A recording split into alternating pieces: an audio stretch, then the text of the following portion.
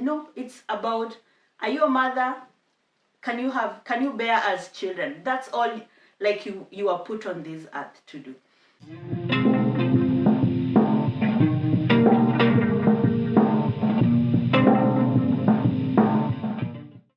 Patriarchy is a social system where men hold the primary power and dominate in roles of political leadership, moral authority, social privilege, and control of property. Hi, this is Florence, and welcome back to my channel or my podcast if you're listening to this on my podcast. And this is part 2 of the series that I recently started, which is the portrayal of patriarchy in African literature. I hope if you've watched or listened to the first episode. If not, I will link it in the show notes on my podcast episode. And if you're watching this on YouTube, then I will put it somewhere here or here, I'm not so sure, or down in the description box. So today I'm back with a book. I'd planned on doing more than one book, 2 or 3 books in an episode. But I've realized that some books just carry so much. There's so much in one book that I feel it's unfair to squeeze it all into one episode. So today, one book that I find it covers a wide array of ideas, and the storyline is just amazing. The portrayal of patriarchy in this book is wide, and I feel like it deserves its own episode. And the book is Efuru by Flora Nwapa. First of all, who told me about this book? Let me remember. When I did the first series, the first episode of this series, I posted like a snippet of it on my TikTok. Please follow me on my TikTok. I share more reviews there. When I posted it, someone suggested, because I asked for suggestions for more books which portray the patriarchy in African literature, and someone suggested Efuru by Flora Nwapa, and it's a book that I didn't have on my radar at all. So of course I looked for it, and it's an old book. Number one, Florence Nwapa, Efuru is her first novel. It's the first novel that was published by a woman, an African woman. That is back in 1966, and it was published under the African Writers series. So it's a really, really old book. I got mine used on one of the used books websites. And if you know about the African Writers series, one of its founding editor is Chinua Achebe, who is also an author and the author of one of the books that I discussed in the previous episode, which is Things Fall Apart. And on the book, on the first page of the book, there's a list of all the other books that were included in the African Writers series. And I'm so happy to have this because I can always just go back to it and find other books that I need. So back to Efuru. Efuru was, as I said, was published in 1966, and in it we follow the story of the title of the book is actually the name of the main character, and she is Efuru. We follow her as the story starts when she meets her soon-to-be husband, and she falls in love with him. She's a teenager, let's say a young woman, growing up it's an Igbo culture in Nigeria, and she's praised for her beauty. And when she meets this boy or young man, she falls in love with him, and defies her family's. The family is against the relationship between them, but she defies them and decides to marry. Actually, she runs off and marries him. And what I found really, really funny and strange is that we all know that in most African cultures, the man is supposed to pay dowry for the woman. But his this man and his family, the man is called Aditswa. Aditswa. You can see my German pronunciation. The Aditswa is his name, and he is poor. He doesn't have money. His family doesn't have money. So it's even strange that she insists that she wants to marry him, and in that we see her character, a character of defiance. She goes against the norms and decides to get married to him. And she is also industrious. She's a hard worker. So when they start living together, she encourages him. She's very entrepreneurial, and we see that Aditswa was not he was not good at farming. So I think she encouraged him, I believe she encouraged him to start trading. And they started trading together. And back then they used boats, so they could go to another beach to go collect yams. It depended on the season. Sometimes they would buy groundnuts and then go to the other side of the river, or of the lake or the river, and sell this produce. You can see on the cover is a woman on a canoe. It's a canoe, and she's actually paddling. So I think this is Efuru. So we see her as a defiant woman who does not conform to patriarchal norms. So as we follow her story, she's now married, and after some time, because we see people questioning why isn't she getting pregnant, which comes into this idea of marriage and motherhood.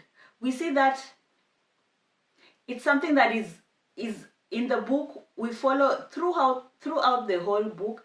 A woman's worth is measured by her ability to get married and her ability to bear children. So we see, first of all, okay, now Efuru has gotten married. Okay, that's good. And then it comes the next thing. When is she getting pregnant? When will she start bearing children? And it takes them some time, but finally she gets pregnant and has a daughter. But unfortunately, trigger warning, unfortunately her baby dies, her daughter dies when she's really young. So she deals with, we have a theme of infant loss. So somehow it's like her value her value and her worth have gone down again, because she's not a mother anymore. It's like, pop, you had this value, and then pop, it's gone like that. So we just see where patriarchy comes in, and where motherhood is just, it's like a crown that is put on a woman. You either have it or you don't. Then after this, something happens. I don't want to spoil the video to be full of spoilers, but she meets her second husband. The first marriage fails, not because of her fault. She meets the second man, who is called Gilbert, and they get along with Gilbert. In the beginning, Gilbert really loves her, and in as much as she's now a separated or divorced woman, he falls in love with her, and she also likes him, and she decides, okay, let's get married. And we can still follow her as she on this journey. She's very industrious. She comes into Gilbert's family, loves Gilbert's mother, provides for the family, works really hard, and they build a life together. But we see also in this relationship, people start asking, when are the children coming? When are the children coming? It doesn't matter what she's able to do, how she's able to take care of the family. We see her, she's blessed with wealth. We see her helping other people. We see her connecting her friends and her families who have fallen sick. She manages to connect them with a doctor who practices white people's medicine, and they get help. She manages to help families who are not doing well, who their farms have failed and they didn't manage to get enough crops, they didn't harvest. She does so much, but no, that is not important. People are asking, where are the children? Where are the children? Then we go into the religious and cultural expectations. That's where we meet a goddess, a river goddess, and she's called Uhamiri. And this goddess, we see that the goddess herself is viewed as childless. And Efuru keeps on having these dreams. She dreams of meeting a woman who takes her into the water and shows her lots of wealth. And when she wakes up happy. So of course she goes to her father, and they call Adibia. Adibia is like a medicine man, and because he's like a connection between this world and the spirit world. And he can, like, how do you call it? Understand dreams, when you tell them that your dreams, and then they can tell you what the meaning of the dream is. And he does that, and we get to find out that Efuru has been chosen to devote herself to Uhamiri. She's supposed to worship Uhamiri. And this connection and devotion to Uhamiri, it represents her acceptance of a different kind of fulfillment.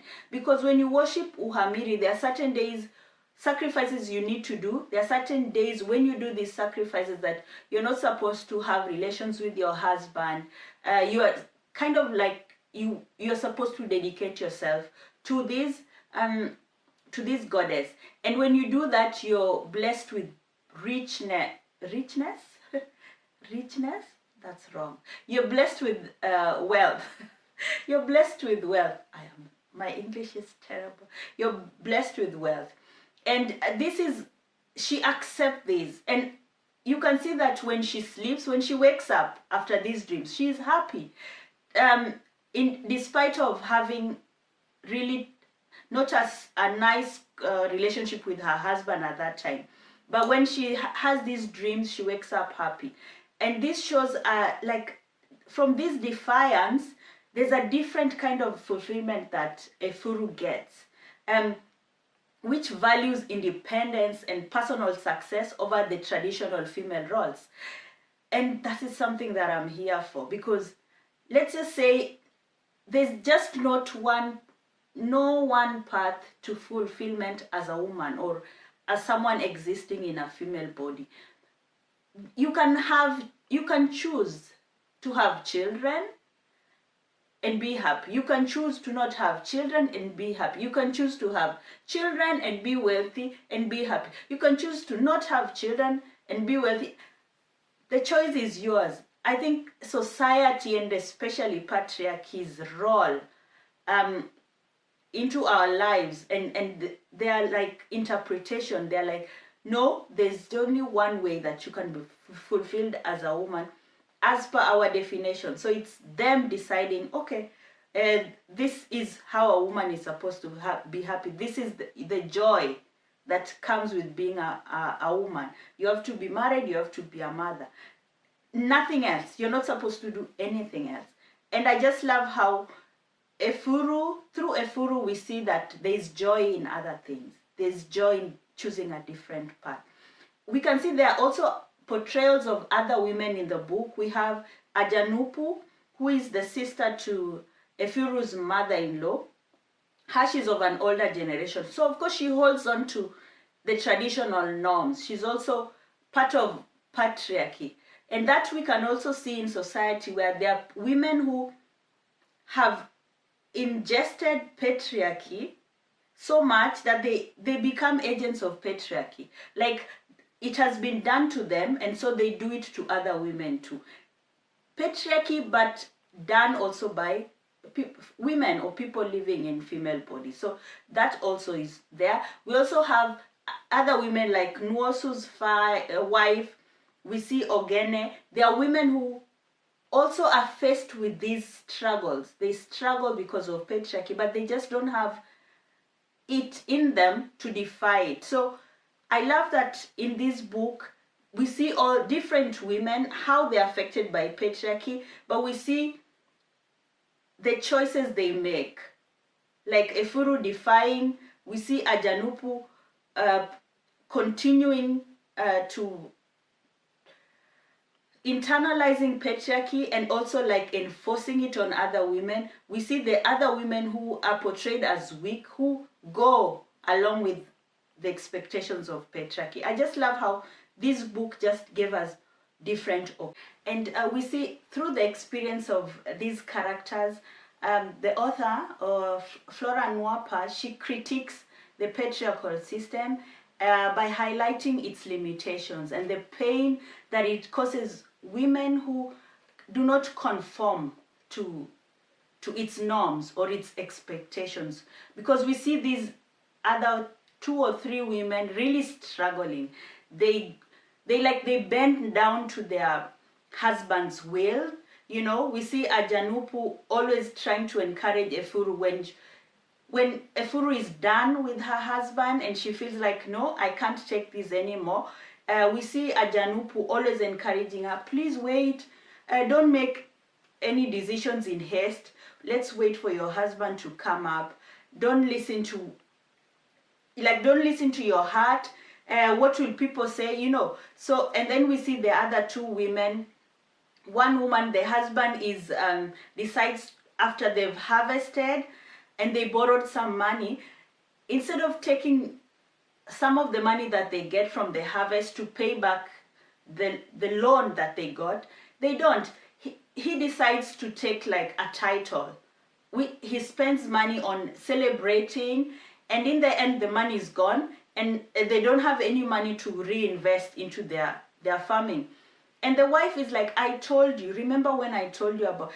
But in a society where it is the men who make decisions, especially in such areas, we see her suffering. She's pregnant, she has mouths to feed, they don't have money. It is now up to her to... They crawl again back to the person who gave them money the first time, who is Efuru, to ask for money again. And we see the man, he doesn't talk. It's his wife who has to like bend down and say, we apologize, please forgive us. And it was his fault the whole time. So we just see how the expectations that patriarchy has on women, it doesn't bring them any further, you know? You just there where you are, there's no growth. And if anything turns out unsuccessful, it is your fault.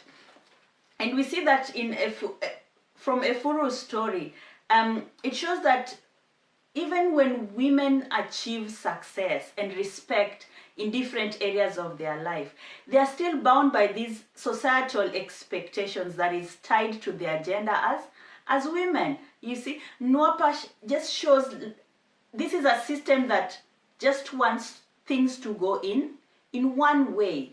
It is an unfair system that values women only for their role as wives or as mothers. It doesn't advocate for like a broader understanding of women, you know? Like women are not supposed to be independent. There's no personal fulfillment. No, it's about, are you a mother? Can you bear us children? That's all like you are put on this earth to do.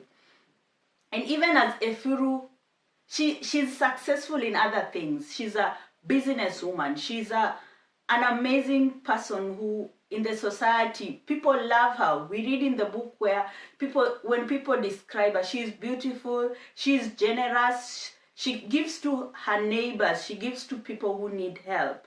They say when you meet her, even 20 times, she greets you 20 times, which means she's respectful. Even she worships a goddess, the river goddess. So she's spiritual.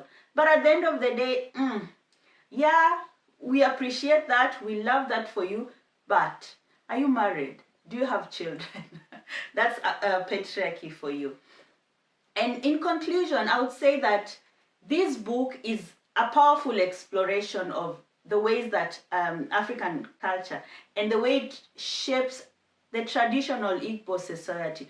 Of course, she uses the Igbo society, but I can just see similarities. I'm Kenyan, we have a totally different culture, but when it comes to patriarchy, I think it's a knife that crosses all boards, you know? It's the same everywhere. and she gives a like a nuanced critique of this system, and but also she celebrates the persistence of women like Efuru, who decide to navigate this system despite its challenges, despite the pressures. They decide that I am here, I am going to do the best I can to find my own fulfillment. And through her life, Nwapa just recognizes these women. She gives them their flowers, and she just shows that there is more to life. We need to live outside of these narrow confines of marriage and motherhood. And I think that makes this book a significant feminist approach to this topic. To African literature. This is a book that I absolutely love, and I'm just so happy that someone on TikTok saw my video and suggested it to me. That's all I have for today. I would highly recommend this book to you if this is like a topic you're interested in, and there's more in this book. I've tried not to spoil so much, but there's more. Please get your copy. I think you can get it mostly on the used market. I'm not so sure if it's being reprinted, but it's a really an amazing book, and I just love the nuanced conversation that it brought to this series. I'm just so happy to... Okay, I'm rambling. Thank you so much for watching this video or for listening to this podcast episode, and I'm looking forward to the next episode. There are 2 other books that I want to include. One that I've already read, and then there's another one that was also suggested. So I'm just doing the videos as we go along. I don't know how many episodes this series will have, but there are more than enough books.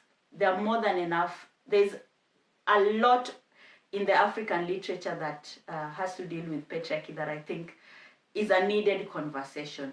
Thank you so much for watching, and don't forget to give this video a like, a share. Please comment. Have you read this book? Are there books that you've read that resonate with this topic? Please give in your recommendations, and see you in my next video.